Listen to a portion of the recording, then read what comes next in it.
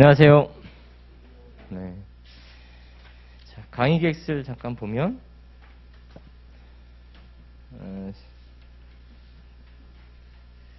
시간은 이제 9시부터 12시 40분 이렇게 잡아놨는데, 끝나는 시간은 약간 변동이 있을 수 있고, 그날 진도에 따라서,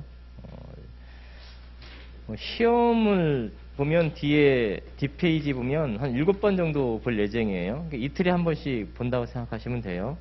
그래서 50점, 100점을 볼까 했는데 100점은 좀 무리일 것 같고, 그래서 일단 50점 기준으로 해서 1시간 분량으로 이렇게 내도록 할게요. 그래서 50점.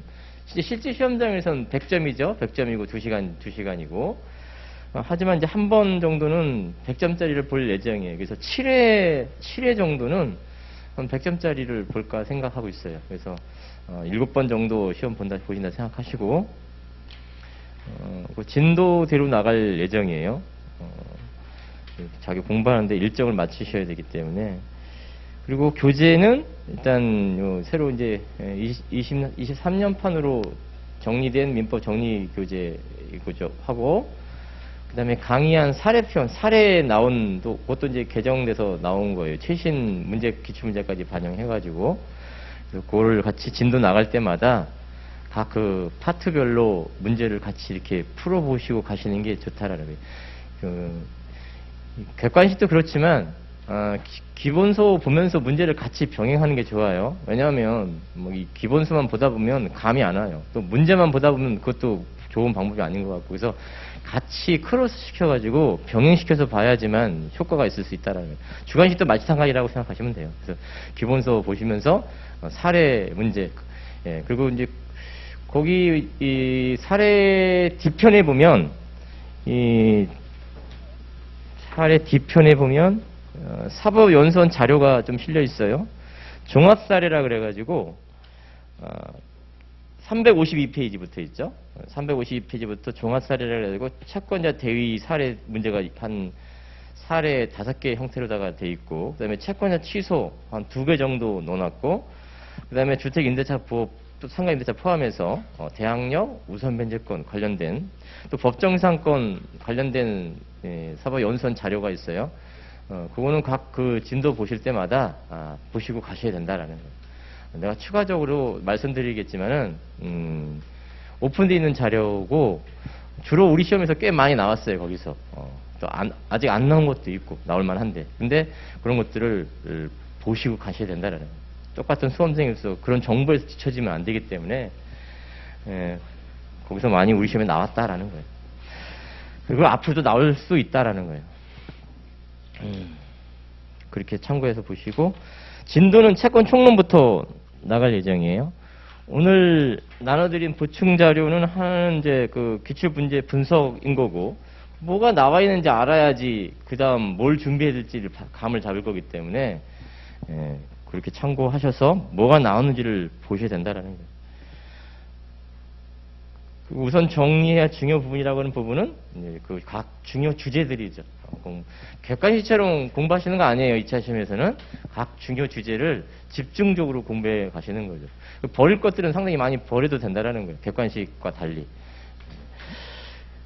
자, 또 그때 갔다마다 그 교재에서 기출된 부분을 또 알려드릴 건데, 예를 들어서 우리 시험에서 유사한 그 기출문제는 같은 그 주간 시험인 법원행정처죠. 법원행정처 나오는 시험이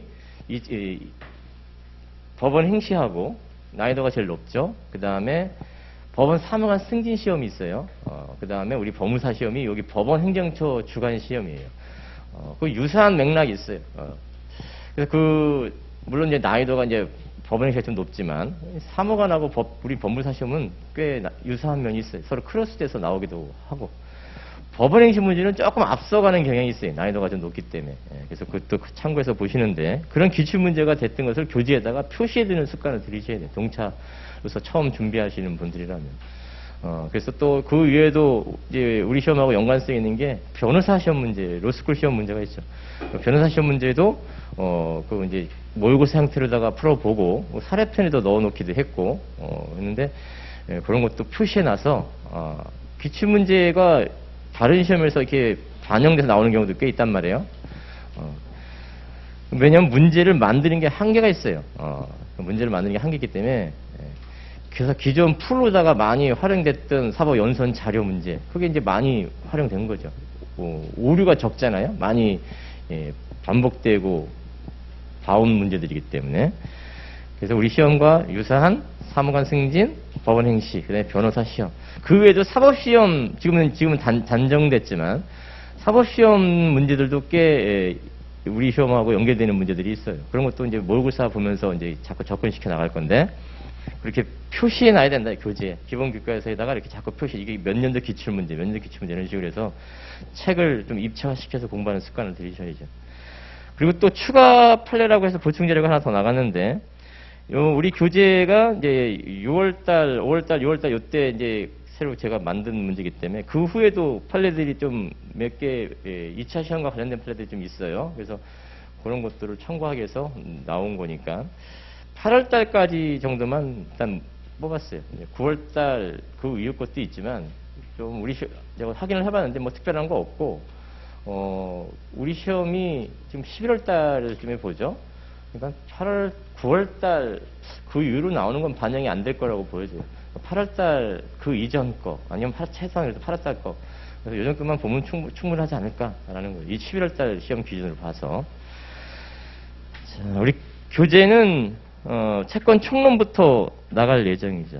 채권 총론부터 나갈 예정인데 이제 오늘 할 분량은 채권자 대위권까지 확인할 거예요. 그래서 채권자 대위권 그 중요 포인트 내지는 중요 주제와 관련된 중요 판례 위주로다가 정리할 거예요. 세세하게 사자치 그렇게 공부하지 않을 거예요. 동차반도 일단 자기가 목표한 대로다가 이번 순환에서 동차반도 어떻게 보면 순환의 일정이란 말이에요. 뭐 이번 순환에 잘 보셔가지고 합격하면 좋지만 그 쉽지 않아요. 그렇게 합격하는 분이 많지 않았어요. 하지만 그렇다고 해서 그럼 포기하고 가느냐? 내년 대비해서 미리 보는 거냐? 그것도 좋은 방법이 아니에요. 그러니까 어떻게 일단 그 중요 주제 위주로다가 훑어가는 식으로다가 공부를 하셔서 거기서 또 나올 만한 판례를 집중적으로 암기하고 외워 가셔서 그 문제가 자기한테 적응돼서 맞을 수도 있거든요. 그래서 커트라인을 넘길 수도 있어요. 커트라인을 민법을 일단 커트라인 넘기는 게 목적이에요. 민법을 고득점 맞겠다라고 덤비시면 안 된단 말이에요. 민법은 공부량이 너무 방대해가지고 하루아침에 공부가 완성되고 그러지 않잖아요. 그렇죠? 뭐 평생 해야 되는 공부일 수도 있는 거 양이 많았기 때문에. 실제법이기 때문에 그런 거죠. 절차법은 어느 정도 공부가 마스터가 되면 한계가 마스터할 수 있는 그 접점이 온단 말이에요. 근데 실제법은 마스터라는 게 없잖아요. 사실관계가 워낙 강하고 광대하니까. 그래서 이 중요 주제로 공부를 해야 되고 동차반도 포기하면 안 돼요. 오늘은 그냥 연습 삼아 간다. 이러면은 내년도 연습 삼아 가는 그런 문제가 생길 수가 있어요. 그래서 이 동차반을 잘 넘겨야 돼. 그래서 운이 좋아서 재수가 따라줘서 합격하면 좋은 거고 설사 합격 못한다 하더라도 내년에 그게 자기한테 밑거름이 될 수 있다라는 거예요. 자, 그런 차원에서 공부를 하셔야 된다라는 거예요. 그러니까 이걸 샅샅이 내가 이번 동차반 때 어느 정도 마스터하겠다. 그거 좋은 방법 아니고 시험에 맞게 이 볼 거 안 볼 거를 정해서 보고 가야 된다는 거예요.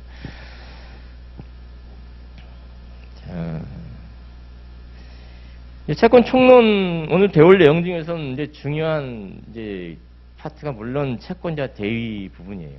채권자 대위를 확실하게 다른 건 다 못해도 채권자 대위권하고 동시항변권 이 두 개는 확실하게 체크를 하셔야 된다는 거예요. 객관식을 또 공부하고 오셨기 때문에 금방 따라잡을 수 있어요. 2차도 어느 정도 이제 감을 잡으면 어떻게 공부해야 되겠다라는 것이 감이 온단 말이에요. 그래서 오늘 채권의 대위 파트, 그다음에 동시항변권 여기가 중요하다라는 거죠. 자, 그 서설 부분에 보면 서론이라 그래가지고 그 주된 채무와 부수적 채무를 구별해 두는 거죠. 객관식 공부에서도 많이 공부해 왔던 거죠. 주된 채무로서 부수적 채무 구별 가장 큰 특징은 주된 채무를 불이행했을 때 해제가 가능하다. 그에 따른 손해배상도 물론 가능하고.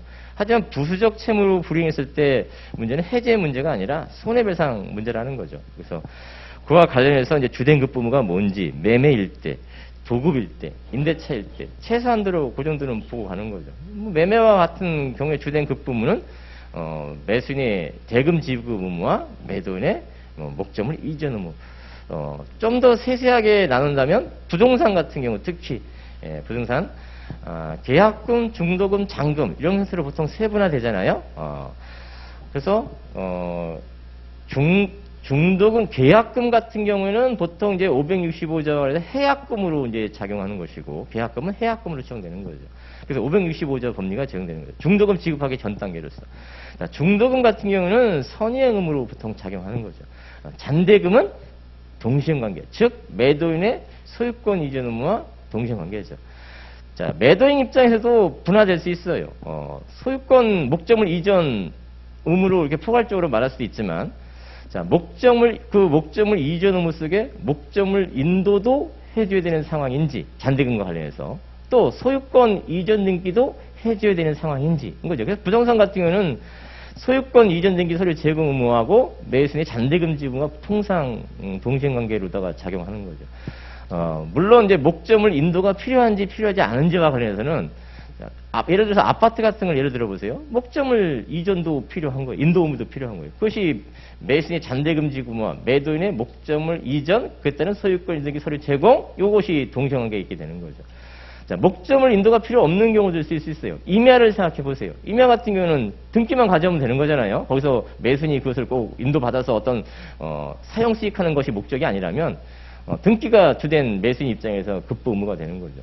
그러니까 그 각각에 따라서 약간 구체화될 수 있다는 거예요. 그러니까 포괄적으로 매도인의 목적물 이전, 매수인의 대금 지급 의무, 이게 이제 포괄적으로 동시행관계인데 그 면면을 살펴보면 좀 더 구체화될 수 있다는 거예요. 매수인 같은 경우는 계약금, 중도금, 잔금 이렇게 구분할 수 있고, 매도인도 그것이 동산인지 부동산인지, 부동산도 인도가 필요한지, 아니면 소유권 등기만 소유권 이전 등기 서류만 제공해도 그 목적 달성을 하는 것인지, 그런 것들이 세분화될 수 있다는 거예요. 상황에 따라서. 자, 임대차와 관련해서는 주된 급부무가 임대인이 목적을 사용 수익하게 의무가 주된 급부무죠. 그리고 또 임차인은 보증금 지급이 아니라 차임 지급, 이게 주된 급부무죠. 보증금은 임대차 계약의 종된 계약이에요. 그러니까 보증금 계약은 없어도 임대차 계약은 성립할 수 있다라는 거예요. 그래서 보증금이 종된 계약이고, 임대차와 관련된 주된 계약은 임대인의 목적물 사용 수익 의무, 임차인의 차임 지급 의무, 이게 주된 급부무인 거죠. 그런 식의 문제도 물어본 적이 있어요. 2차 시험에서. 즉, 보증금은 지급하지 않았다. 그래도 임대차 계약은 성립한 거예요. 임대차 계약은 유효한 거야. 차임 지급 의무가 있고, 차임 지급에 관한 약정이 있고, 임대인의 목적물 사용 수익에 관한 약정이 있으면 실제로 보증금이 없어도 임대차는 유효할 수 있다라는, 그러니까 말 한마디 쓰고 가는 거죠. 왜냐하면 보증금이 지급하지 않았다라고 제시해줬다는 얘기는 보증금 없어도 임대차가 성립하는가? 라는 거에 대한 말을 한번 써봐라 라는 거죠. 네가 알고 있는지. 그런 뜻인 거죠. 자, 보호문은 안 보셔도 되고, 자, 채권의 목적과 관련해서 이제 특정물 채권과 관련된 문제로서 이제 필요한 부분만 몇 개 확인하면, 효과와 관련해서 성간주미에 관한 부분이 있어요. 특정물 인도가 채권의 목적인 때는 채무자는 그 물건을 인도하기까지 선량한 관리자의 지위를 보존해야 된다.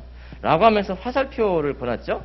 그게 나중에 이제 임대차에서 그 임대차 목적물이 이제 화재로 소실됐을 때 누구한테 그 귀책을 물을 수 있는지와 관련해서 불분명할 때, 누구 귀책인지 불분명할 때 임차인이 성간주물을 부과한다. 임차인한테 약간 불리한 그런 어떤 내용인 거죠. 그래서 임차 부분일 때, 또 임차 외 부분일 때, 이렇게 나눠서 이제 봐야 될 부분이 있어요. 전환차 판결 관련해서. 이거 이제 중요한 이제 2차 테마이기도 한데, 그와 관련돼서 원칙적으로 임차인이 성간주물을 부담한다라는 내용과 관련해서 여기 374조죠. 그래서 이걸 언급하면서 쓸 기회가 생길 수도 있다는 얘기인 거예요. 그래서 확인해 두시는 게 좋겠고. 자, 그 다음에 과실의 귀속을 잠깐 가보면, 이건 뒤에서 이제 한 번 더 볼 건데, 그 중에서 이제 이행기 이후에 관한 얘기를 잠깐 봐볼게요. 자, 이게 이제 587조하고도 이게 연결되는 건데, 조문 가지고 계신 분은 587조를 한번 가봐요. 587조. 이게 2021년도 법원 사무관 승인시험 문제에서 요 587조와 관련된 문제를 물어봤어요. 물론 그 전에도 물어본 적이 있어요. 587조와 관련해서. 근데 이제 좀 더 구체적으로 587조와 관련해서 이제 법안 승진 문제에서 2020년에 물어본 문제가 있는데, 587조 보면 이제 과실의 기속과 대금의 이자라는 타이틀을 달고서 조문에 이렇게 되어 있어요. 매매 계약이 있은 후에도 인도하지 아니한 목적물로부터 생긴 과실은, 이 과실은 이제 천연과실, 법정과실 다 포함해서 생각하시면 돼요. 매매 계약이 있은 후에도 인도하지 아니한 목적물로부터 생긴 과실은 매도인에게 속한다. 그러면 여기서 이제 매도에 속한대. 자, 근데 만일 매수인이 매매대금 다 지급했다. 매매대금 다 지급했는데도 매도인이 지금 점유하고 있다. 그럼 과실이 누구 거예요? 매수인 거지. 그러니까 매도인이 계속 과실을 취득하면 어떻게 해? 부당입반한 청구로 뺏어올 수 있다라는 거죠. 자, 그런 관련 판례도 있어요. 그래서 여기서 이제 매도인이 인도하지 않냐고 점유하면서 그래서 파생된 과실은 이제 매도인 건 맞는데, 이건 매수인이 매매대금 다 안 줬을 때를 말하는 거예요. 근데 매매대금 다 줬다면 과실 수집권은 매수인한테 있는 거예요. 근데 매도인이 지금 처음에 상승하는 과실을 안 주면 부당입반한 청구 이렇게 하는 거예요. 그 다음 또 문제 읽어볼게요. 단서적 표현. 후문이지. 매수인은 목적물의 인도를 받은 날로부터 대금의 이자를 지급해야 된다. 자, 원래 이 580조는 좀 전에 말했듯이 매매에서 매도인의 목적물 이전, 인도 의무와 매수인의 대금 지불, 이게 사실 동시행관계에 있어요. 이 동시행관계에 있으면은 지연손해금이 발생 안 해요. 동시행관계는 그 이행지체 저주 효과가 있기 때문에 행사하지 않아도 동시항변이 있다는 존재 자체로서 이행지체 안 빠진단 말이에요. 자, 그러면 여기서 이제 이자란 얘기는 요거는 이제 지연손해금죄로 해석하시면 돼요. 지연손해금죄로. 그래서 매수인은 목적물의 인도를, 매도인이 매수인한테 목적을 인도줬다면, 그럼에도 불구하고 매수인이 대금을 안 줬다면 그 이자 상당의 지연손해금을 청구할 수 있다. 원래는 동시항변이기 때문에 이자 상당의 지연손해금을 청구 못해요. 그런데 매도인이 자신의 그 목적물을 인도해 줬다면, 그래서 상대방의 매수인의 동시항변을 깨뜨렸다면 이자 상당의 지연손해금. 여기 이자라는 말을 쓰고 있지만 이게 지연손해금의 쪽으로 생각하시면 된다. 이자 상당의 지연손해금 이렇게 생각하시면 돼요. 자, 이제 제가 물어보고 싶은 문제 지금 말하는 거예요. 근데 만일 자, 매수인이 목적물을 인도받을 때 매도인은 이자 상당의 지연손해금 청구할 수 있다는데, 그러면 매수인이 매매 목적물을 인도받았어요. 대금 다 줬어요. 그럼 과실은 누구한테 기속하는 거야? 매수인한테 기속하는 거예요. 근데 만일 매수인이 대금을 다 안 줬어요. 매수인을 다 안 준 상태에서 인도받았어요. 그럼 그 과실은 누구 거냐라는 거예요. 과실은 매수인 거다. 매수인 거다. 즉 매매 계약이 해지되지 않았다면 그 매수인은 그 목적물을 점유할 권리가 있는 거예요. 인도받아서 사용 수익할 권리가 있는 거예요. 그에 따른 과실은 매수인 거예요. 매매 대금 다 지급했어도 매수인이 점유 사용 수익 권리 있는 것이고, 매수인이 매매 대금 다 지급했어도 매수인은 그 사용 수익 권리 있는 것이고, 설사 매매 대금 다 지급 안 했어도 사용 수익 권한이 있기 때문에 과실은 매수인한테 속한다. 그렇기 때문에 매도인이 매수인한테 부당입반한 청구 못한다라는 거, 못한다. 점유할 권리가 있다. 자, 다만 좀 전에 봤듯이 580조 후문에서 봤듯이 대금 다 안 줬다면 매도인은 매수인한테 매매대금 청구하면서 그에 따른 원래 동시항변권이 있으면 지연손해금을 청구 못하는데 동시항변이 깨졌기 때문에, 인도해줬기 때문에 이자 상당의 지연손해금 청구할 수 있다. 이렇게 580조 전문가 후문을 그런 식으로 해석한다. 사무관 승인 시험에서 그런 걸 물어봤어요. 매수인이 계약금만 지급한 단계에서 목적을 인도받았어요. 자, 이때 사용수익 과실에 대해서 매도인이 매수를 상대로 부당입반한 청구할 수 있냐 이렇게 물어봤어요. 부당입반 청구 안 된다. 매매대금 다 안 줬어도 사용수익 권한이 있다라는 거예요. 사용수익. 다만 매매대금 다 안 준 것과 관련해서는 매도인은 매수인한테 매매대금 청구하면서 원래 이자 청구 못 하는데 이자 상당의 지연손해금 청구가 가능하다. 이렇게 서로 등가성으로다가 해결한다라는 거예요. 등가성으로. 그게 중요해요. 특히 또 객관식에서 이런 거 많이 배웠을 거예요. 매수인이 만일 매도인으로부터 목적을 인도받아서 점유 사용하고 있다. 점유할 권리가 있어요. 자, 점유할 권리가 있기 때문에 매도인이 매수 상대로 그 자신 앞으로 아직 그 소유권이 남아있음을 기화로 소유권에서 인도 청구할 수 있어요? 없어요. 점유할 권리가 있기 때문에. 또 그랬다. 거기서도 이제 알 수 있는 거야. 그러니까 사용수익권도 매수인한테 있기 때문에 부당입반한 청구할 수 있어요? 없어요. 더 나아가서 그 매수인으로부터 전득자가 생길 수가 있어요. 매수인으로부터 전득자를 상대로 소유권의 매도인이 소유권 인도 청구하고 그에 따른 부당입반 청구할 수 있어요? 없어요. 그런 측면에서도 이해가 가능하다라는 거예요. 이게 587조에서 연계돼서 나오는 얘기들인 거예요. 자, 그걸 하나 연습을 해 두시고, 우리 그 이행기 이후에 관한 이제 그런 얘기를 잠깐 써놨죠? 참고해서 한번 봐두시고. 자, 285페이지와 관련해서는 뭐 종류 채권 관련 얘기인데, 뭐 객관식이고 주관식으로 물을 것 같지 않다라는 거 넘어가셔도 돼요. 다만 거기 오타가 하나 있는데, 오타만 하나 지적하고, 285페이지 그 목차, 목적물의 2번 목차, 목적물의 품질 하면서 특채권이라고 되어 있죠? 그 특자를 지워버리세요. 채권의 목적, 285페이지, 2번 목차, 목적물의 품질 바로 밑에 그 특자를 지워보시라고. 그래서 채권의 목적을 종류로만 지정. 그렇게, 뭐 2차 시험하고 뭐 중요성 있는 것은 아니에요. 그 285페이지 종류물이 이제 특정을 하게 되면 이제 특정물 채권이 돼서 이제 왼쪽 그 284페이지 특정물 채권 같은 이제 효과가 생긴다라는 거고, 그에 따른 이제 효과고, 큰 2차 시험에 큰 의미는 없고, 다만 이제 특정물, 즉 처음부터 특정물 채권이든 아니면 종류물 채권이 특정돼서 특정물 채권이든 특정의 효과가 나서 286페이지 가보면 자, 위험 부담에 관한 문제가 나와요. 그래서 특정물 매매, 즉 일반 매매를 생각하시면 되죠. 예를 들어서 뭐 A라는 건물을 갑하고 우리 뭐 매도하고 매수했다. 이게 특정물 매매. 근데 그 특정물 매매에 따른 그 A라는 건물이 화재로 소실됐는데 당사자 쌍방의 비책 사유 없이 화재로 소실됐을 때 이제 위험 부담 문제죠. 537조, 538조와 하는 얘기죠. 자, 2차 시험으로 물어볼 가능성이 있냐라는 문제와 관해서는 좀 낮아 보여요. 제 개인적 생각으로는. 그래서 객관식으로는 물론 출제한 적이 있어요. 우리 법무사 시험에 기출문제로다가. 그래서 요거 나중에 이제 채권 강론 파트에서 좀 더 살짝 언급하고 갈 거예요. 537조, 538조 문제와 관련해서 우리 법제는 기본적으로 채무자 위험 부담주의죠. 당사의 쌍방의 기재에서 목적을 소실했을 때. 근데 이것이 그러니까 물건의 위험 부담, 대가 위험 부담 이런 얘기를 하면서 최종적인 위험 부담은 채무자가 된다. 채무자는 누구를 말하냐? 물건을 기준으로 보기 때문에 매도인을 말해요. 그래서 537조 채무자 위험 부담주의와 관련된 얘기를 이제 쓰여 있고, 그 다음에 그 채무자 위험 부담주의가 일정한 사유에 의해서 채권자 위험 부담주의가 되는 경우가 있죠. 538조 1항 전문, 후문이죠. 그래서 그걸 이제 강론에서 잠깐 언급하고 갈게요. 2차와 관련된 중요성은 그렇게 높아 보이진 않아요. 자, 금전 채권 관련해서는 287페이지 그 효과에 관한 특칙 그 밑에 부분을 좀 보고 가는 거죠. 자, 그래서 금전 채권 가장 쉽게 생각해서 대여금 채권이라고 생각하시면 돼요. 대여금 채권. 물론 금전 채권, 대여금 채권 말고도 뭐 부당해반 채권일 수도 있고 몰품 대금 채권일 수도 있고 공사 대금 채권일 수도 있죠. 자, 이때 원칙 얘기를 잠깐 보면 이제 여기서 손해배상을 생각하시는 건데, 손해배상액은 실제 손해액이 얼마인 것 관계없이 법정이율.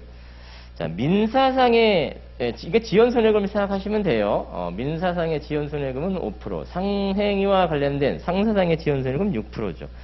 자, 소송 촉진이나 특례법상의 소장본 성대를 잘하면서 연 12%에 관한 얘기도 있죠. 자, 그래서 아무런 그 이자 약정이 없을 때 이 지연 손해금을 이제 청구하셨다네요. 상행위와 관련해서는 이제 이자와 지연 손해금 관련해서 일반 민사상의 대여금 채권 같은 경우에는 이자 약정이 있으면 이자 청구를 못하고 지연 손해금만 청구할 수 있는 것이죠. 근데 상행위와 관련해서는 이자 약정이 없어도 이자 청구할 수 있어요. 이제 상행위를 우리 시험에 물어볼 가능성이 좀 낮아 보이고, 이제 민사와 관련된 걸 우리 시험에 이제 물어보고, 실제로 2017년도에 물어봤어요. 요 관련된 판례와 관련해서.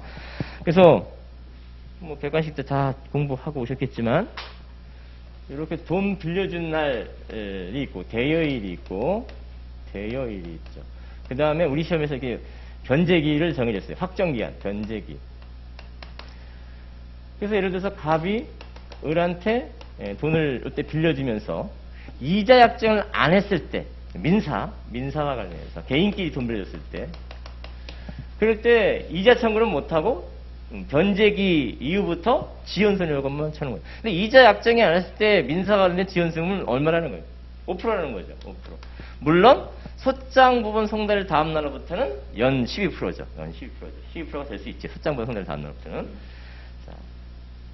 근데 만일 이자 약정을 했다면 6% 약정을 했다면 대일로부터 변제기까지는 6% 청구할 수 있는 거고, 그러면 변제기 이후부터는 몇 프로 지원손해금 청구할 수 있냐라는 거예요. 법정 지원손해금은 5%인데 당사자가 법정 지원손 높은 약정 이유를 했잖아요. 그럼 여기도 6%다. 법정 지원손 높은 6% 약정했다면 지원손해금도 6%다라는 거예요. 근데 만일 법정이자보다 낮은 3% 약정을 했다. 그러면 지원손해금은 몇 프로냐라는 거예요. 여기도 3%냐라는 거예요. 아니다라는 거예요. 최소한도로 5% 보장받기 때문에. 이자 약정이 없어도 5% 보장받잖아. 약정이자 낮은 이렇게 법정이자 낮은 약정 이율을 쳤을 때 여기가 3%가 아니라 5%다라는 거예요.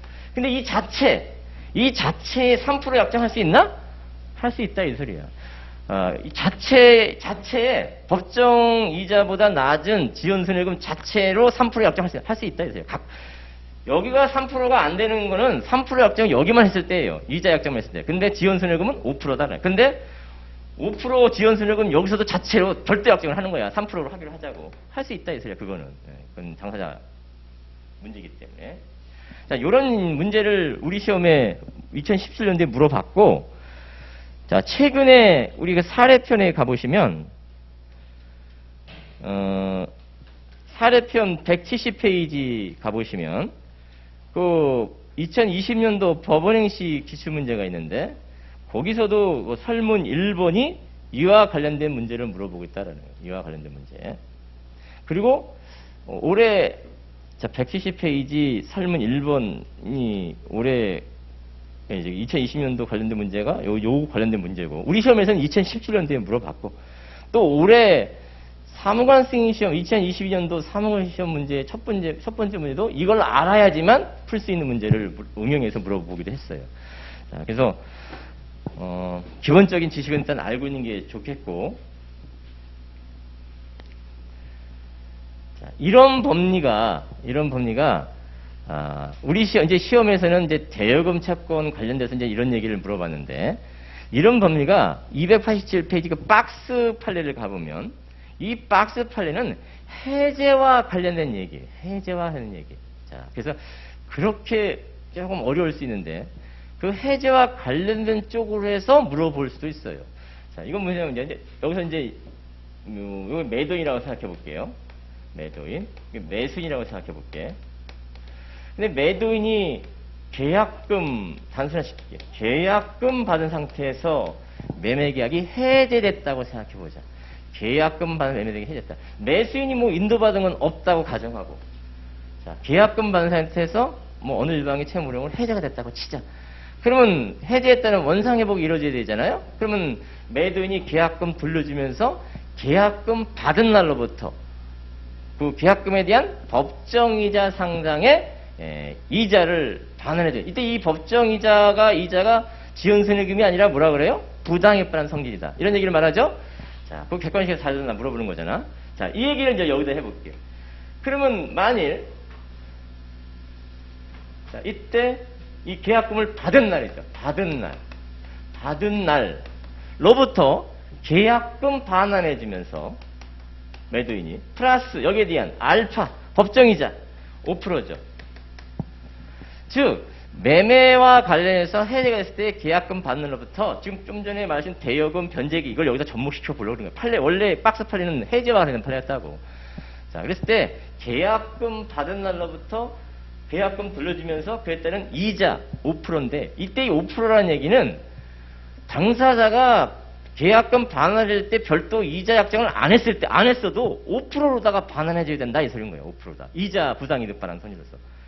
자, 근데 요 이자가 어느 시점에부터는 지연손해금이 될 수 있죠. 좀 전에 대여금 관련해서 이자 지연손해금, 대여한 날 변제기 하면서 이자 지연손해금 이런 성질 관계를 서로 설명했잖아요. 여기서도 그런 것이 가능한데, 자, 이 계약금 받은 날로부터야 다음 날 아니야. 5% 법정이자 가산인데 이 법정이라는 얘기는 이자 약정이 없어도 5%다 이 소리야. 이자 약정이 없어도. 자, 그러면 이게 법정이자가 어느 시점에 지연손해금이 되냐 하면은, 이 지연손해금이 되냐면, 이게 변제기가 정해져 있다면 그 변제기 다음날 지연손해금인데, 이 부당이득은 변제기 정함이 없는 가장 대표적인 채권이에요. 그럼 변제기 정함이 없으니까 언제 지체에 빠진다 그래? 변제기 정함이 없는 채권은 청구받은 때 지체에 빠진다 그래. 청구. 따라서 매수인이 매도인한테 계약금 청구하면은, 반환 청구하면은 그때부터 지연손해금이죠. 지연손해금. 이 부당이익반환 성질을 갖기 때문에 청구죠. 청구. 그래서 청구하기 전 받은 날로부터 여기까지는 이자고 여기부터는 지연손해금이다 그래. 지연손해금. 5%면 여기도 5% 지연손해금입니다. 자, 그런데 이 5%를 당사자가 특약으로 약정할 수 있지. 몇 프로? 3% 하기로 하자. 할 수 있다고. 당사자 특약으로. 매매대금, 계약금 반환을 반환할 이자는 3%를 하자. 약정 없으면 5%인데, 약정 없으면 5%인데, 약정을 3%로 약정할 수 있다. 그러면 여기도 3%인가? 아니다. 여기 최소한으로 5%다. 여기는 5%다. 근데 만일 당사자가 6% 약정을 했다. 할 수 있어. 당사자 특약으로. 그럼 여기도 6%인가? 그렇다라는 거야. 자, 여기 3% 약정했을 때 여기 3% 안 돼요. 5%예요. 근데 이 자체에도 3% 약정할 수 있나? 할 수 있다. 이 소리야. 할 수 있다. 이런 법리가 적용할 수 있다는 얘기가 해제와 관련해서 조금 난이도를 높인다면 단순화시키면 이제 이렇게 물어볼 가능성이 있는데 난이도를 높인다면 만일 계약금 지급하면서 매수인이 목적을 인도받았다고 치자. 아니면 계약금 중도금 이렇게 또 연결시킬 수 있어. 근데 단순화시킬게. 계약금 받으면서 매수인이 목적을 인도받았다. 그러면 좀 전에는 그 매수인이 매도인한테 청구하면 매도인이 지체에 빠지는데, 자, 동시항변권 있는 상황이 생겨버렸죠? 인도받았다면 계약금 반환과 목적물 반환이 서로 동시항관계 있어요. 자, 동시항관계 있을 땐 단순히 계약금 청구만 해서는 지체에 빠지질 않지. 어떻게 해야 돼? 자신의 목적물을 반환해주면서 청구해야죠. 반환하지 않고 청구하면 지체가 아니지. 동시에 깨지지 않았기 때문에. 그래서 그렇게 살짝 응용해서 물어볼 수 있어요. 그냥 단순화시켜서 인도 안 받은 거로다가 그래서 청구하면 지체에 빠지는 거 이렇게 할 수 있지만 인도받은 것을 가미시켜가지고 인도받은 동시항변까지도 떨려와야 돼. 동시항변을 깨트리면서 청구해야 돼. 자기 의무를 목적물을 이전해 주면서 상대방한테 매도에 돌려주면서 청구해야 된다라는 거예요. 동시항변 문제도 같이 곁들여서 물어요. 난이도를 살짝 높이면. 이렇게 해서 박스 문제에 박스 안에 있는 것을, 왜냐하면 이걸 또 물어보지 않을 거야. 대여해 준 날로부터 이자 약정이 있을 때 지연손해금 뭐 이걸 또 물어보지 않아. 2017년도에 물어봤기 때문에. 근데 해제와 관련해서 그걸 응용해서 또 물어볼 수 있다. 왜? 박스 판례가 있기 때문에. 박스 판례가 그걸 물어보는 거기 때문에. 자, 288페이지를 가보시면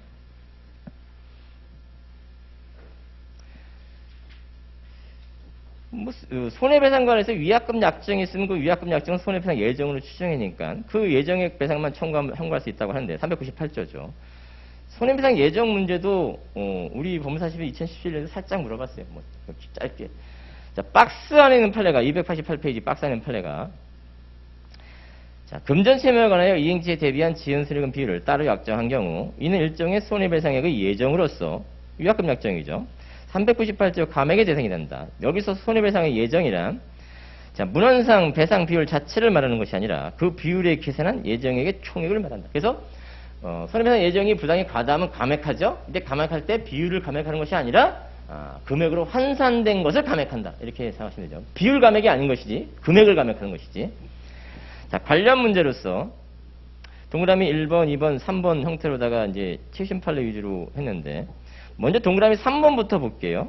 동그라미 3번은 소송촉진이라는 특례법에 소장본 속내를 다음부터 연 12% 청구할 수 있다라는 규정이 있는데 자, 이 규정이 이행 청구 소송을 전제로 하는 거다라는. 그렇기 때문에 이행 청구 전제가 아닌 부존재 확인에서 설사 이행 청구 내용이 담겨져 있다 하더라도 애당초 이행 청구성이 아니기 때문에 소적법상의 연 12%죠. 소장본 속내 하나 그 규정이 적용되지 않는다라는 판례 하나를 기억해 두시고 신청 서류 이런 쪽으로 물어볼 가능성도 있어요. 그래서 참고로 해서 결론 위주로 봐주시는 게 좋겠고. 그 다음, 이제, 동그라미 1번하고 2번인데, 그 동그라미 2번부터 먼저 볼게요. 이 동그라미 2번은 어떤 내용이냐면, 자, 지연손해금 성질은, 원금 플러스 지연손해금이죠. 원금, 그에 따른 지연손해금이죠. 이 지연손해금이 소장 부분 성질 다음부터는 연 12%죠. 연 12%죠. 소장 부분 성질 다음 날로부터. 자, 그럼 이 지연 손해금에 대한 또 지연 손해금이 있을 수가 있어요. 이 지연 확정된 지연 손해금이지. 지연 손해금에 대한 또 지연 손해금이 있을 수 있어요.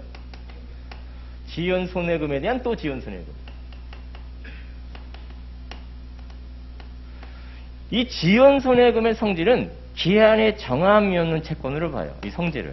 그렇기 때문에 지연 손해금에 대한 지연 손해금은 언제 청구할 수 있냐? 좀 전에 말했듯이 기한의 정함이 채권은 청구한 때, 청구한 때로부터 지연 손해금에 대한 지연 손해금. 이 지연 손해금이 일종의 기한의 정함이 채권으로 본다.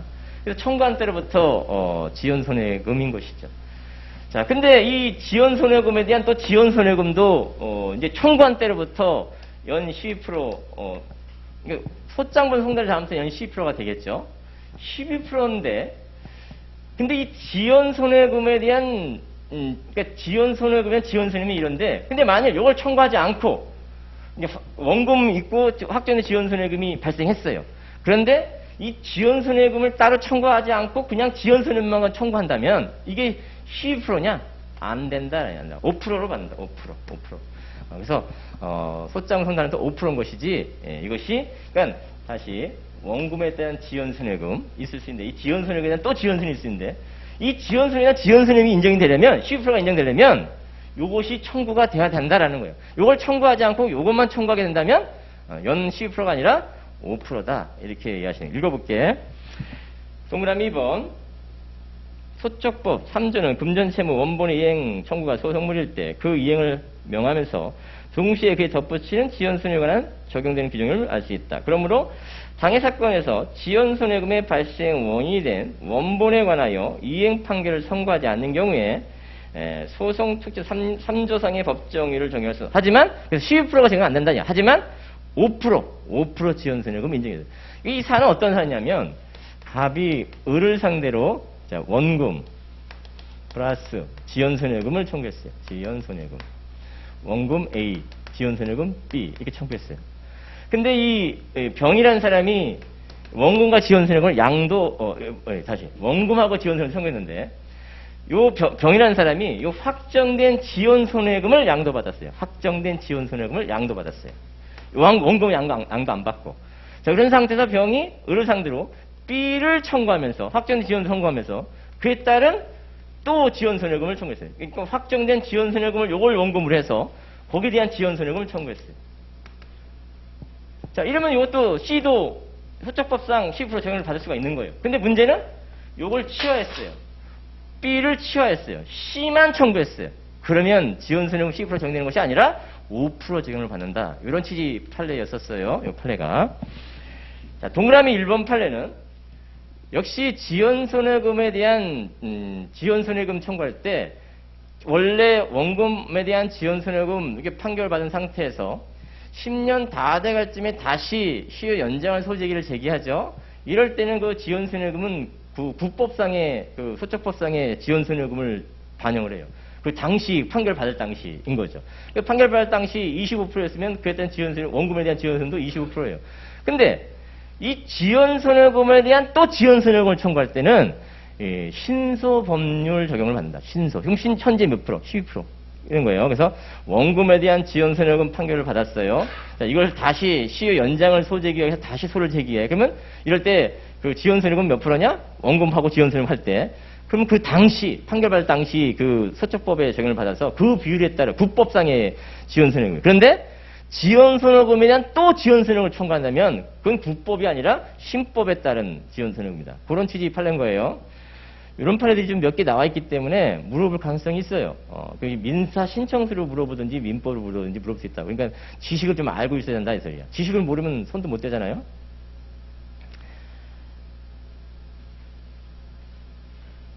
자, 289페이지. 자, 이자 채권 관련 얘기인데, 자, 이자 채권 관련해서 이제 소멸시효에 대해서는 잠깐 말씀드리면, 이자 채권은 1년 이내에 정기에 지급되는 채권으로 봐서 3년 소멸시효 적용을 받고, 다만 지연손해금, 이자 상당의 지연손해금이죠. 이때 지연손해금 채권은 원본 채권 성질에 따른다. 이렇게 정리해 두시는 게 좋겠어요. 이자는 무조건 3년이에요. 근데 지연손해금, 지연이자라고도 말해요. 근데 이 지연이자가 이자가 아니에요. 손해배상이지. 그러니까 설사 지연이자 이런 말이 나와도 그건 이자가 아니라 손해배상이다. 지연손해금이다. 그러니까 그거는 원본 채권 성질에 따라서 소멸시효 기간이 정해진다. 이렇게 이해하시고 가시는 게 좋겠어요. 또 하나 문제는 그 이자제한법이라든가 대부업법 관련된 최고 제한이율이 있는데 이게 현행 대통령령으로 정하는 최고 제한이율은 20%라고 생각하시면 돼요. 그래서 현행 최고 제한이율은 20%다. 이게 과거에 24%에서 다운이 됐어요. 그래서 현행 최고 제한이율로서 대통령령으로 정하는 최고 제한이율은 20%다. 자, 그럼 20%를 넘게 당사자가 이자 약정을 했다. 최고 제한이율을 넘어 초과해서 이자 약정을 했다. 그러면 그 이자 약정은 전체가 무효가 되는 것이 아니라 초과 부분만 무효가 돼요. 초과 부분만. 자, 초과 부분만 무효가 되는데 초과 부분 무효가 돼서 약정을 했고 그리고 그 초과된 부분을 지급할 의무가 없는데 초과 부분 무효니까. 근데 초과 부분 지급을 했다고 친다면 반환 청구할 수 있는가? 반환 청구할 수 있다. 746조 단서 적용 내지는 유추 적용을 해요. 그래서 반환 청구할 수 있다고 봐요. 그래서 다시 제한이율을 초과해서 이율 약정을 했다? 그럼 전부 무효가 되는 것이 아니라 이자 약정이 전부 무효가 되는 것이 아니라 초과 부분만 무효다. 그럼 초과 부분 무효 부분을 지급 안 해도 되는데 지급했다면 반환 청구할 수 있는가? 반환 청구할 수 있다. 1146조 단서 적용 내지는 유추 적용을 해요. 그래서 반환 청구. 자, 반환 청구할 수 있으니까 원본에 충당시킬 수도 있고 또 그 반환 청구권이 있으니까 상계도 가능하다. 이렇게 정리해 두시는 거죠. 또 이런 것도 생각해 볼게. 이자 제한법의 최고 제한이율을 초과해서 이율 약정을 하면 무효인데 그럼 지급할 의무 없어요. 근데 그런 약정을 하고 지급을 했다면 형사처벌 받을 수도 있어요. 수령한 사람은 형사처벌 받을 수 있어요. 제한이율을 초과해서 약정한 것만 가지고는 형사처벌 대상은 아닌 것으로 보여져요. 그런데 제한이율을 초과해서 지급했고 상대방이 이걸 받아갔다면 그러면 형사처벌 대상이 돼요. 형사처벌 규정들이 있어요. 자, 그럼 불법행위 손배 문제가 생길 수 있다는 거지. 형사처벌이니까. 그럼 부당이익 반환 청구도 인정되고 반환 청구권 인정되니까 또 손해배상, 형사처벌 관련된 불법행위 손배 청구도 가능. 병합적으로 행사할 수 있다라는 거죠. 그런 얘기가 그 박스 밑에 동그라미 1번, 2번 그런 얘기를 쓰고 있죠. 경합하니까 부당이익 반환 청구 인정된다고 해서 불법행위 손배 청구가 인정 안 되는 거 아니다라는 거죠. 경합한다라는 거죠. 동그라미 3번도 봐보시면 참고로 이 동그라미 3번은 올해는 아니고 작년쯤에 2021년도 사무관 4월 달에 사무관을 보는데 그때 기출 관련 판례예요. 기출 관련 판례. 좀 약간 생뚱맞게 나왔죠. 생뚱맞게. 즉 선의자 이자 제한법 문제를 이제 언급하면서 선의자와 관련된 문제를 좀 어렵게 물어봤어요. 선의자 관련된 문제를 이제 사무관 선생님이 물어봤는데 우리 시험에 나올 가능성은 좀 떨어져 보여요. 근데 혹시 모르니까 예를 들어서 이제 이렇게 생각하시면 되겠죠. 우리 갑한테 1억 원을 빌려준다고 생각해 보세요. 1억 원. 근데 1억 원을 빌려주는데 원래 이자제한법은 이제 빌려주고 뭐 매월 말에 이자를 예를 들어서 뭐 1,000만 원씩 지급한다 할 때 그 1억 원 기준으로 이자제한법 최고 제한율을 초과했냐 초과하지 않냐 이거에 따라 초과된 건 무효 이렇게 따지는 거잖아요. 근데 문제는 이제 선의자라는 건 이거잖아요. 미리 그 이자죄로다가 띠구성 원금을 주는 거죠. 그래서 1억 원을 빌리기로 약정을 했는데 실제로 이 돈 빌린 사람한테 가는 것은 9천만 원만 갔다. 예를 들어서 9천만. 그럼 이자를 선의자로다가 1,000만 원을 뗐다는 얘기인 거죠. 자, 이랬을 때 이자제한법의 제한율을 초과했는지 초과하지 않았는지를 어떻게 뭘로 판단하냐? 요거 갖고 판단한다 일단. 선의자를 공제한 금액을 갖고 실제로 이 사람이 수령한 금액을 갖고 이 1,000만 원 띈 것이 제한율을 초과했냐 초과하지 않았냐를 따지고 자 그러면 제한율을 이제 초과한 부분이 나오겠죠. 1,000만 원 미리 받은 금액에서 9천만 원을 기준으로 해서 이 사람이 이자제한법의 제한율을 초과했느냐 금액이 나올 거란 말이에요. 자 그래서 만약에 1,000만 원 땡겨 선의자 중에서 예를 들어서 뭐 적정 이율을 따져봤더니 뭐 예를 들어서 200이었는데 그럼 나머지 800은 초과했다고 보는 거잖아요. 자, 이 초과 부분을 어디서 공제하냐 이 소리야. 어디서 공제하냐. 9천만 원에서 공제하냐? 1억 원에서 공제하냐? 1억 원에서 공제한다. 이런 얘기인 거예요. 공제되는 부분이. 그래서 빌린 것은 1억 원이잖아. 빌린 것은 1억 원. 실제로 수령한 것은 9천만 원. 그래서 제한일을 초과했냐는 요거 따지지만 실제 수령한 금액을 따지지만 그 초과된 부분을 이제 계산한 금액이 나오면 그걸 어디서 공제하냐? 1억 원에서 공제한다. 이렇게 일단 기본적인 방식을 가지고 계세요. 동그라미 3번이 그 얘기를 물어보는 거예요. 읽어볼게. 볼드체만 읽어볼게. 선의제를 사전 공제한 경우 그 공제액이 채무자가 실제 수령한 금액을 원본으로 하여 위 최고 이자율에 따라 계산한 금액을 초과하는 때는 그 초과 금액을 어디서 공제하냐? 그 초과 부분은 원본에 충당된다. 그 원본이 실제로 수령한 9천이 아니라 당초 대여 계약한 원금을 말한다. 거기서 공제한다. 이해했죠? 그런 것들을 알아야지만 풀 수 있는 승진 문제가 있어요. 근데 요게 21년도 3월 25일자 판례인데 요 전에도 이와 유사한 판례가 있어요. 그러니까 뭐 가장 최근 판례를 냈다고 말하기는 어려운 거예요. 그 전에도 이런 판례들이 있기 때문에. 다만 2023월 25일 날 추가적으로 이런 내용 판례가 한 번 더 나온 거죠. 추가적으로. 그러니까 나오는데 출제자가 이걸 보고 관심 있게 보고서 냈을 수도 있죠. 그러니까 최신 판례가 나오는 것은 그 전에 있는, 그러니까 아주 최신 판례를 안 내는데 그 전에 판례가 있으면 낼 수도 있는 거예요. 왜? 기존에 있는데 할 말이 있는 거잖아. 내가 최신 판례 낸 게 아니라 뒤에도 판례가 있어. 근데 그 후에 판례가 한 번 더 나왔을 뿐인 것이지. 그러니까 나온 것은 관심 있게 보다가 냈다 이렇게 생각했다고 보는 거예요. 그러니까 아주 최신 판례 낸 건 아니라는 거예요, 제 말은.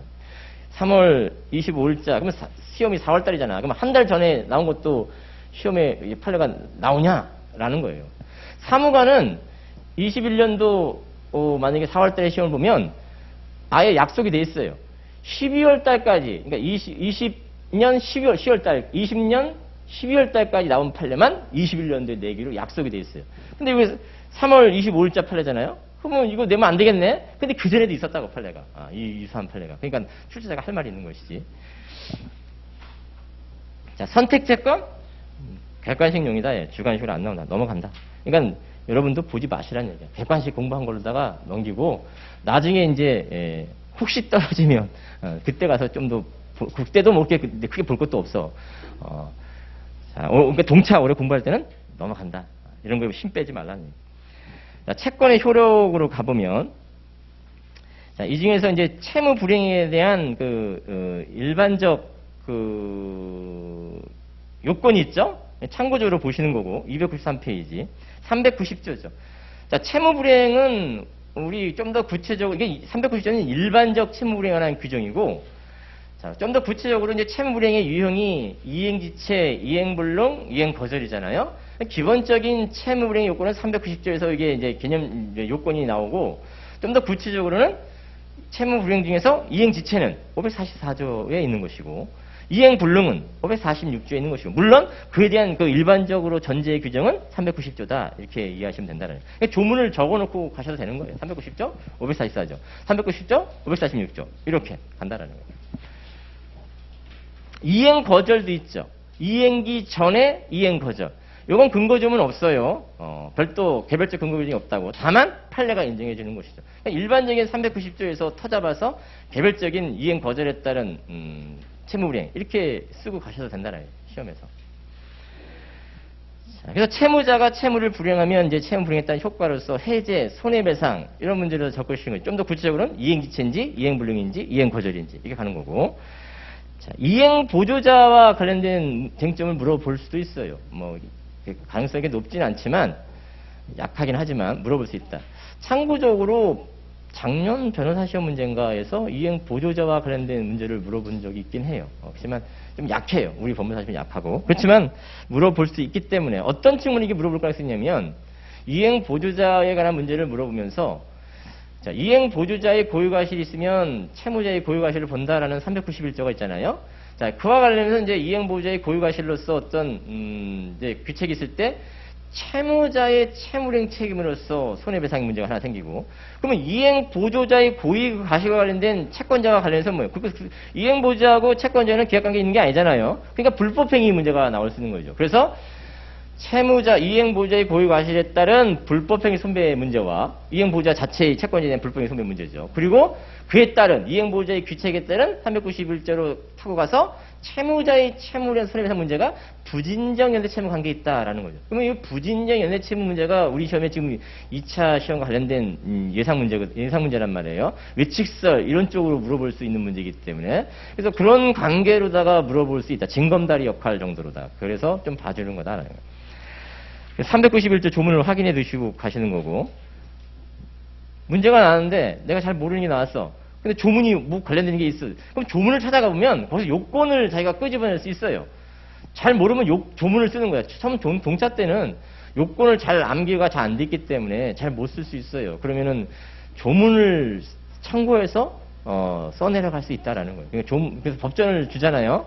법전이 동차반한테는 유익할 수 있어요. 기득권한테는 크게 유익하지 않아. 물론 이제 그것도 이제 뭐 갈림길에 들었을 때 조문을 적어줬냐, 적어주지 않았다 해서 이제 단 뭐 0.01점 차로다가 붙고 떨어지고 이런 문제가 나올 수는 있는데 기득권은 머릿속에 거의 대부분이 조문이 입력이 돼 있어요. 어느 정도. 근데 이제 동차반은 입력이 안 돼 있단 말이에요. 입력이 안 돼 있으니까 찾아서 쓰면은 뭐 비슷하게 가는 거잖아요. 서로 기득권하고. 그래서 391조 조문을 한번 확인해 주시는 거고. 자, 294페이지 가보면 이제 요건이 있죠. 그래서 391조와 관련된 이제 판례도 있고 그걸 좀 봐두시는 건데 동그라미 1번 채무자의 의사 관여 아래 동그라미 2번 그 채무의 이행행에 속한 활동을 하는 사람 동그라미 3번 반드시 채무자의 지시 또는 감독을 받는 관계에 있어는 아니다. 지시 감독 받는 관계에 있어도 되지만 받지 않아도 된다라는 거예요. 이행보유자로서 391조가 적용되는 경우. 그래서 물론 지시 감독 관계를 받으면 무슨 문제도 생길 수 있어요. 이행보유자 391조 391조 문제도 생길 수 있지만 피용자 사용자 관계도 생길 수 있는 거예요. 서로 이제 중첩적으로 적용되는 것이죠. 자, 지시 감독 관계가 꼭 있어야 되는 것은 아니다라는 그 관련 판례가 하나 있는 것이죠. 즉 임대인이 임대차 목적물 사용 수익하고 있는데 임대인이 도급을 준 거예요. 목적물이 아까 이제 하자가 생겨서 임대인이 도급인이 되고 일종의 수리업자한테 도급을 줬는데 이때 그 수급인의 귀책으로다가 화재가 나서 임차 목적물이 소실된 경우예요. 이럴 때 391조가 이때 적용되느냐라는 그렇다라는 거예요. 즉 지시 감독 관계가 없어도 이행 보조자로서 볼 수 있다. 그렇기 때문에 그 수급자가 이행 보조자고 임대인은 채무자로서 임차인한테 임대인은 채무에 대한 손해배상 이행 보유자는 고유 불법행위 손배 책임 이렇게 갈 수 있다라는 거예요. 고유 과실 관련해서 과실일 수 있겠지. 그래서 그 둘 사이 관계가 부진정 연대채무 관계 있다. 그럼 부진정 연대채무 법리가 적용된다. 다액 채무자, 소액 채무자 이랬을 때 절대효과, 변제, 대물변제, 공탁, 상계 나머지는 상대효, 소멸시효 이런 거 상대효, 면제 상대효 이런 식으로 문제를 끌어낼 수 있어요. 분연점에 관련해서 2차 시험으로. 그러면서 일부 변제일 때, 다액 채무자가 일부 변제했을 때 소액 채무자한테 어떻게 영향을 미치는가. 그런 문제가 이제 외칙설에 관한 문제, 전환자판기 외칙설에 관한 문제가 있잖아요. 그런 식으로 이게 연결될 수 있는 연결고리가 될 수 있다라는 거예요. 문단 바뀌는 부분. 또한 이행보조자가 채무자와 계약 그 밖의 법률가 있어야 하는 것은 아니다. 제3자가 단순히 호의로 행위를 한 경우에도 그것이 채무자의 용인 아래 이르는 것이면 제3자는 이행보조에 해당한다. 이행보조 활동이 일시적인지 계속적인지 문제되지 않는다. 이런 게 이제 지식으로 작용하니까 좀 봐두시는 게 좋겠고, 이른바 부기행보조자, 뭐 여기까지 물어볼 것 같지는 않고 개념 정의 정도만 확인해 두시면 됩니다. 이행보조자가 다시 이행보조자를 드리는 거죠. 이제 부기행보조자의 귀책에 따라서 채무자한테 채권자가 책임 물을 수 있나. 이행보조자의 귀책과 관련해서는 채무자한테 당연히 책임 물을 수 있는데 이행보조자 351조를 적용받아서. 근데 부기행보조자의 귀책과 관련해서 채무자한테 채권자가 책임 물을 수 있냐라는 거죠. 물을 수 있다라는 판례인 거죠. 묵시적 동의라는 표현을 통해 묵시적 동의. 그리고 이행보조자와 채무자와의 관계, 채권자에 대한 손해배상 책임 관계, 부진정된 채무다. 면책특혜 이런 거 안 보셔도 되고 295페이지 가보면 이행지체이죠. 채무불이행의 유형으로서 이행지체 544조를 생각하시면 돼요. 채무의 이행에 가능할 거, 이행의 이행을 해태할 거.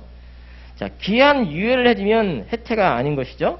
그래서 원인 채무의 이행기가 도래하기 전에 그 만기를 어음 채무보다 뒤로 늦춰서 어음을 발행해 주는 것이죠. 그러면 어음 만기일까지 원인 채무 이행기가 뒤로 늦춰지는 거죠. 그래서 애당초 원인 채무 이행기에 이행 안 해도 지체에 빠지는 것 아니다라는 책. 이런 법리가 적용되려면 이게 기한 이해인데 어음 발행과 관련해서 지체에 빠지기 전에 어음을 발행해야 돼요.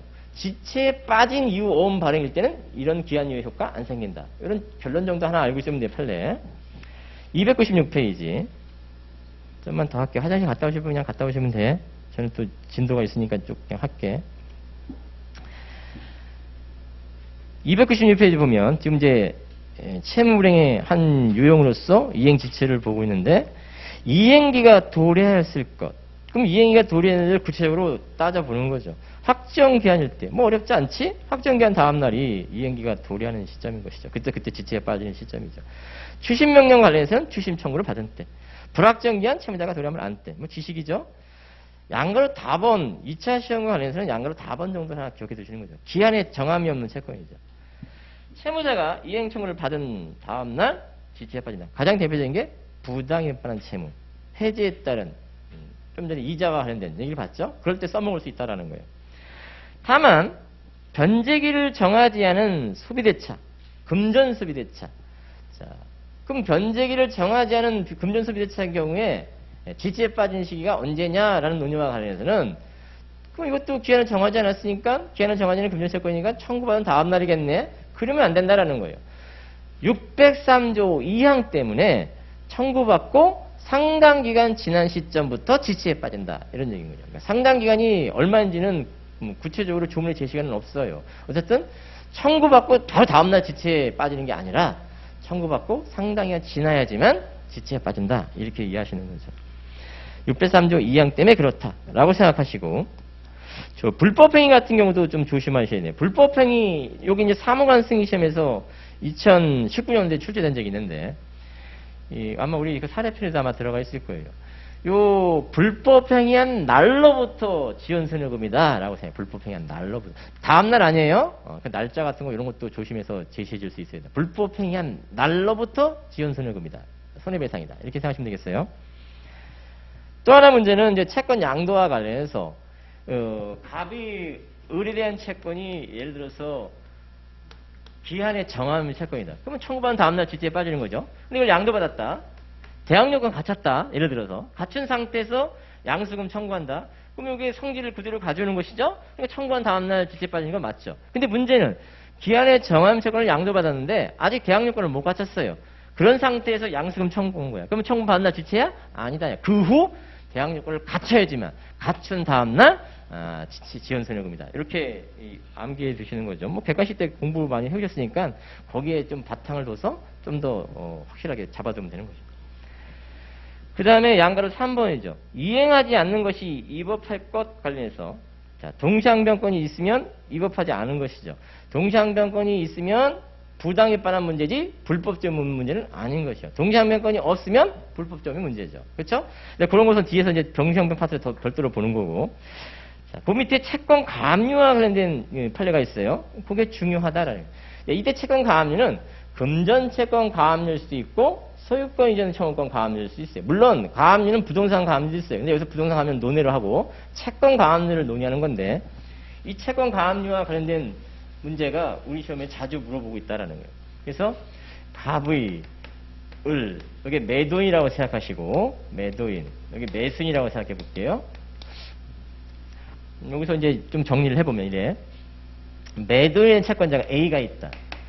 자, 갑의 을에 대한 매매대금 채권이겠죠. 매도인이 매수인 채권 매매대금 매매대금 채권이겠죠. 그럼 매매대금 채권에 대해서 A라는 사람이 가압류한다. 채권 가압류죠. 금전 채권 가압류지. 시험 문제에서 두 가지 형태로 시험에 물어봐요. 자, 이와 같은 갑의 채권자인 A가 갑을에 대한 매매대금 채권을 가압류했을 때 갑이 을을 상대로 이행 청구소송을 제기하면 매매대금 청구소송이죠. 매매대금 청구소송하면 법원의 판결. 물론 이제 이게 동시항변 문제 있지만 그건 논의로 하고. 자, 매매대금 즉 금전 채권 가압류가 있을 때 그 갑을 위해서 이행 청구소송은 법원의 판결을 법원의 판결. 무조건 원고 승소 판결. 물론 동시항변권이 있으면 변론인 거예요. 이건 매매대금 관해서. 이제 뭐 요새 설명을 이제 쉽게 하기 위해서 이렇게 매매대금 채권으로 봤는데 뭐 대여금 채권 같은 것도 생각해 볼 수 있어요. 금지채권 가압류일 때 가압류가 있어도 지급 금지 부분인 것이지 이행 판결 받는데 문제 없다라요. 또 하나 이와 같은 가압류가 있을 때 갑의을에 대한 매매대금 채권 이행기가 있을 때 이행기가 이행을 안 하면 지체인지라는 거예요. 지체인지. 그래서 갑의를 상대로 그 매매대금 청구권 이행기 이행을 안 할 때서 해지하려고 봤더니 을이 뭐라 그러냐? 나 지체 안 빠졌는데 그러는 거죠. 왜 지체 안 빠졌냐? 너의 채권자인 A가 나한테 이 채권 가압류가 됐다고 송달되어 왔거든? 그러니까 나 지체 아니지? 라고 항변할 수 있냐? 안 된다. 이행계 이행 안 하면 채권 가압류가 있음을 이유로 지체를 면할 수 있냐? 면할 수 없다는. 면하려면 뭐 해야 된다? 공탁해야 된다라는 거죠. 그래서 그런 법리를 하나 기억해 주시는 거고. 또 하나 이런 것도 물어볼 수 있어요.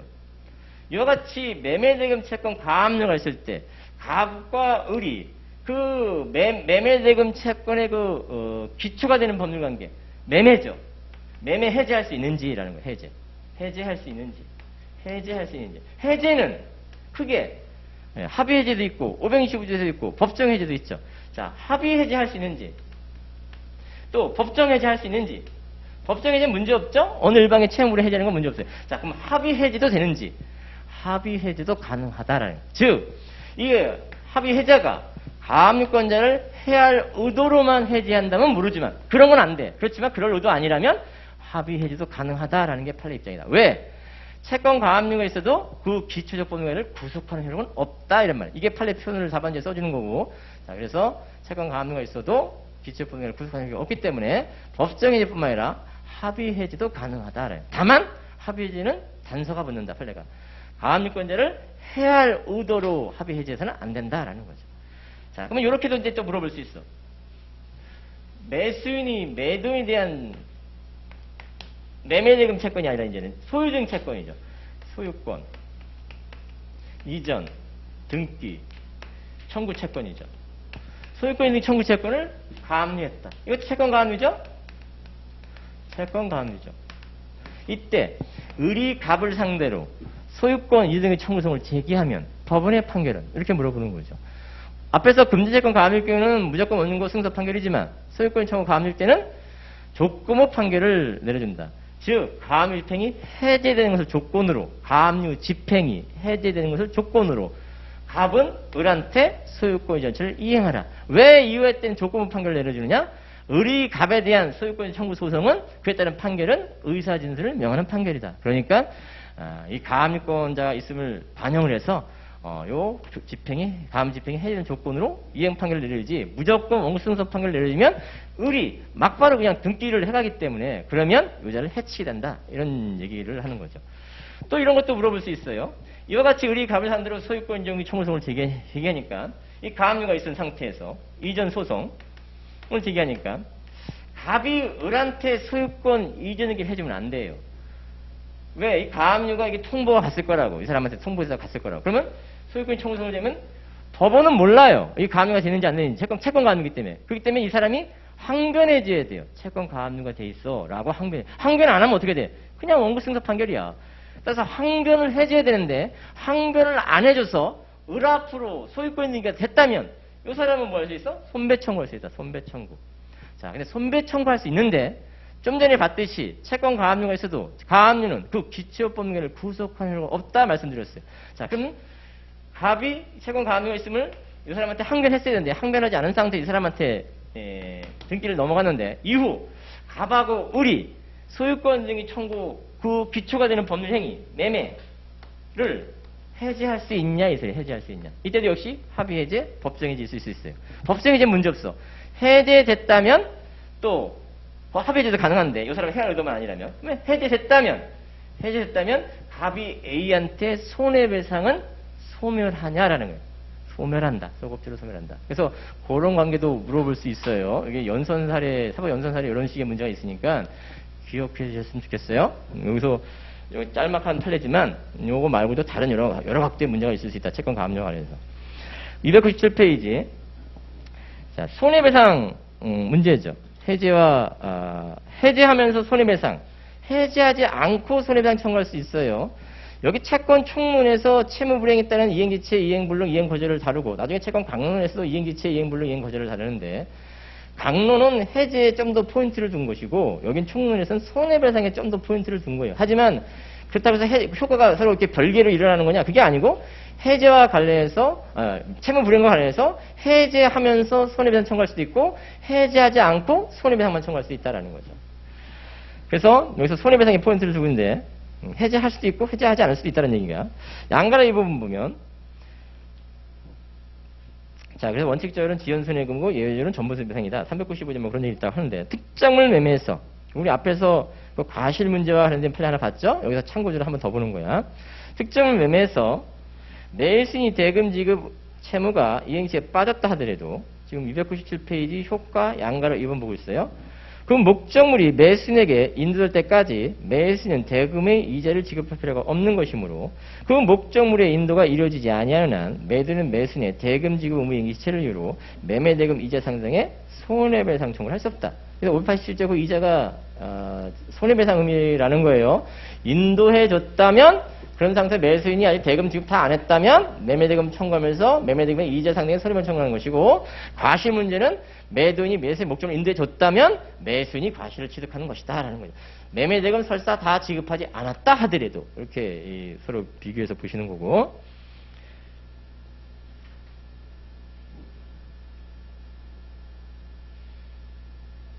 넘어갈게요. 298페이지 동시항변권은 잠깐 쉬었다 할게요.